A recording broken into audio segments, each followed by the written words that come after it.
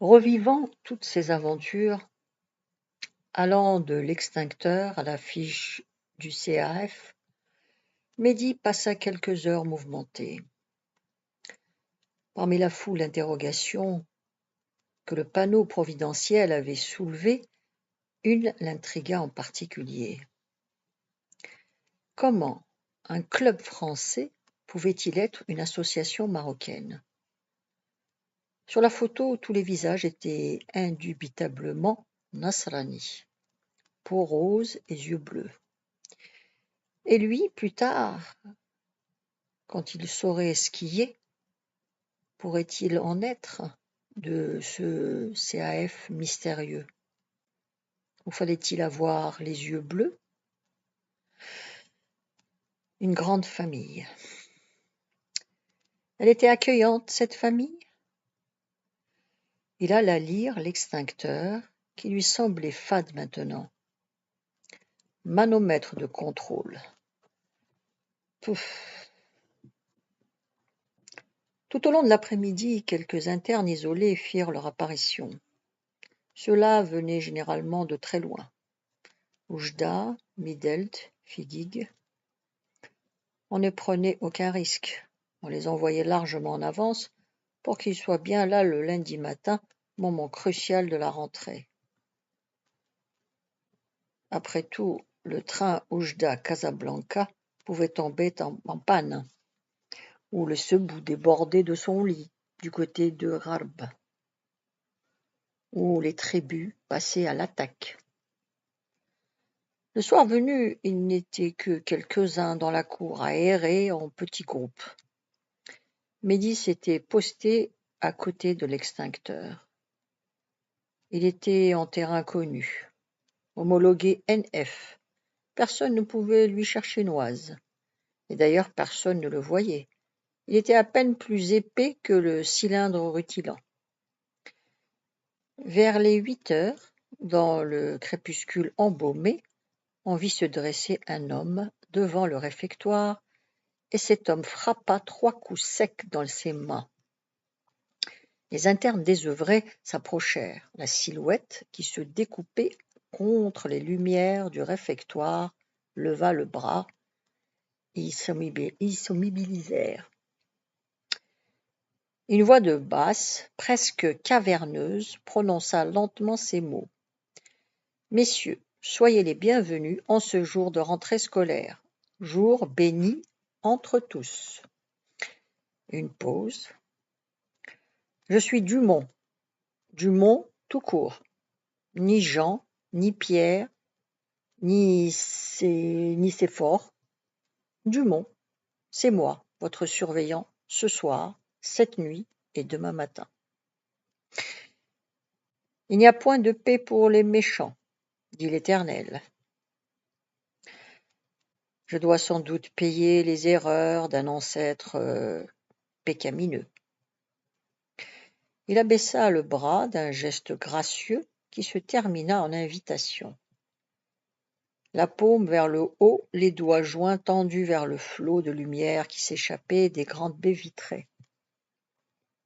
Messieurs, vos agapes vous attendent. Les internes entrèrent avec méfiance dans le réfectoire en contournant l'apparition qui parlait un langage si étrange. Maintenant qu'elle n'était plus à contre-jour, la silhouette, on voyait bien que ce n'était qu'un homme. Ils s'installèrent autour de quelques tables qui étaient dressées. Le réfectoire était immense et très haut de plafond. Des dizaines de tables inutilisées étaient poussées contre le mur du fond, nues, et des chaises empilées les unes sur les autres leur tenaient compagnie. Un cuisinier apporta des marmites pleines de soupe. Tout le monde se servit, sauf Mehdi, qui n'osa pas esquisser le moindre geste. C'était toujours sa mère qui les servait à Beni Mellel. Il ne mangea rien, et personne ne fit attention à lui. La soupe expédiée, on passa au fameux hachis parmentier apporté dans de grandes casseroles. De nouveau Mehdi resta les bras ballants, trop intimidé pour se saisir de la louche. Dumont, qui déambulait entre les tables, s'approcha, regarda le bol et l'assiette tout de vide, puis médit. Il se pencha exagérément jusqu'à ce que son visage effleurât l'assiette, puis le tourna vers l'enfant pétrifié. Leurs nez se touchaient presque, comme deux esquimaux se saluent au-dessus d'un ustensile inutile.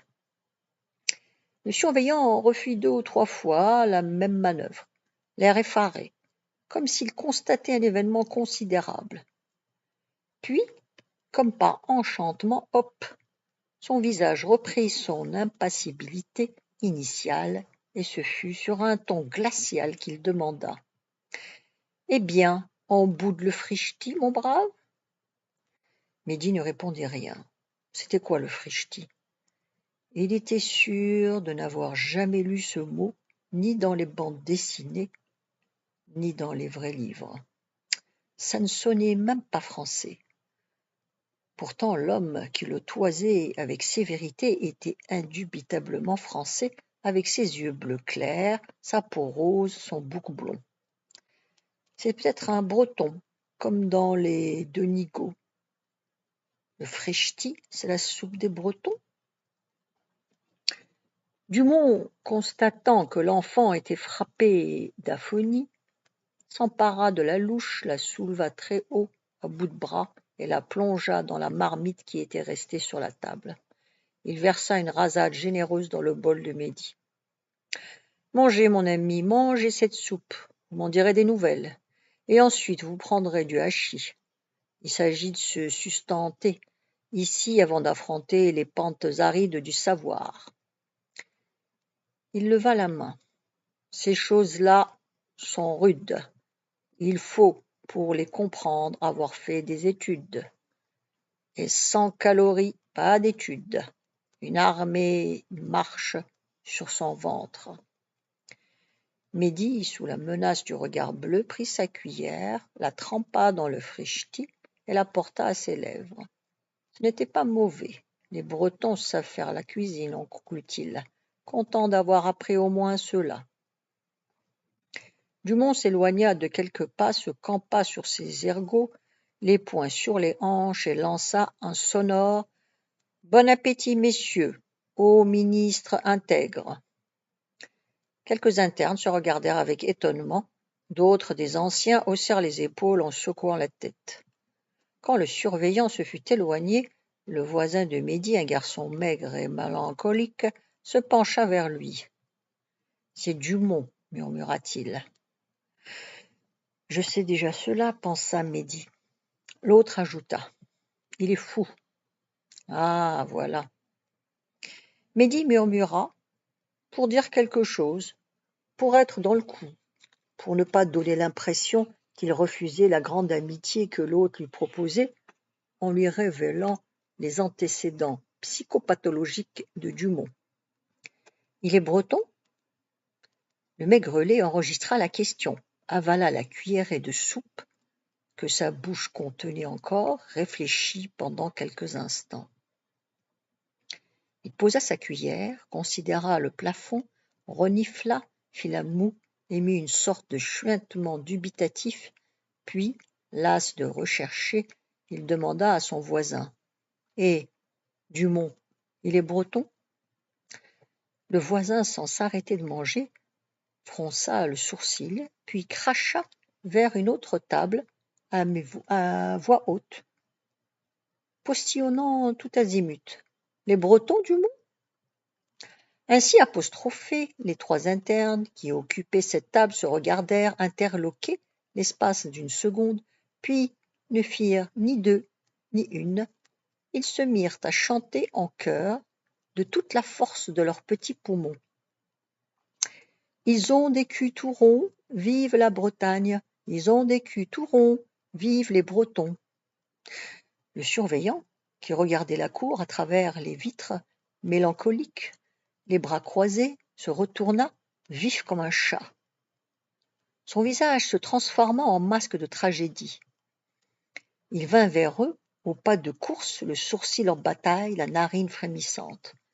Il tonna. « Messieurs, de quoi s'agit-il ? Un binôme ? La Révolution? La Shirley? Un ancien lui cria: « Monsieur, vous êtes breton ?» Le surveillant eut un haut-le-cœur. C'est du moins ce qu'il sembla à Médie, qui n'avait jamais vu un vrai haut-le-cœur, mais connaissait l'expression.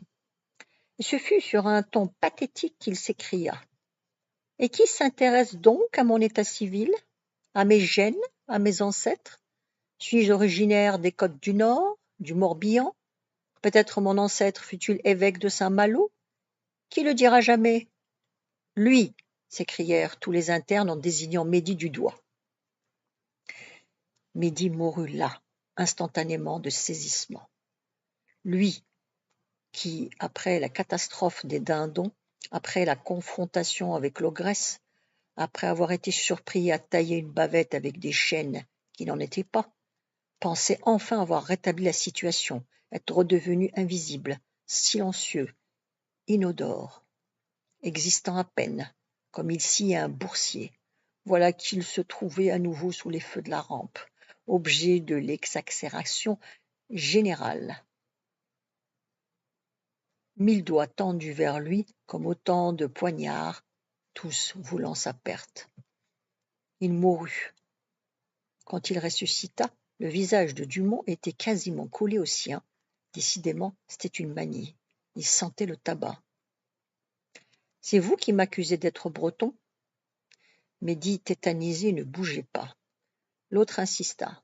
« Vous m'avez probablement déjà vu jouer du biniou, arborer une coiffe bigoudaine. » Biniou, bigoudaine. Des éclats de rire, des ricanements, des lazzi fusaient de toutes les tables et se réverbéraient sur les murs, pendant que Médie gardait ostensiblement les yeux fixés sur le bord de son bol. Dumont se redressa et s'ébroua tel un pur sang, comme ça pour rien. Le cuisinier apportait des desserts, des éclairs au chocolat. Quand il fut à sa hauteur, Dumont l'arrêta, le bras tendu contre sa poitrine, prit le plateau et distribua lui-même les éclairs à la table de Médie. Il en déposa 2 devant l'enfant, qui n'en crut pas ses yeux. Que se passait-il? Dumont déclamait. « Double ration pour celui qui m'a insulté. Il faut être doublement généreux devant l'adversité. »« Donne-lui tout de même à boire, dit mon père. » Hugo. « Chapeau bas, mes amis, toute la France, en exactement 10 mots. C'est ça la véritable noblesse. Apprenez cette leçon, messieurs. Vous en aurez peut-être l'usage dans vos vies qui ne font que commencer et que je vous souhaite longues et belles. » Il se pencha et murmura à l'oreille de Médie. « Ce n'est pas vrai que vous m'avez insulté. Les Bretons sont des gens très bien, quoiqu'un peu celtes. Mais bon, il ne faut jamais perdre une bonne occasion de faire une scène. La colère, l'indignation, ce sont les émotions les plus faciles à jouer et les plus gratifiantes. » La suite demain. Vous pouvez vous abonner.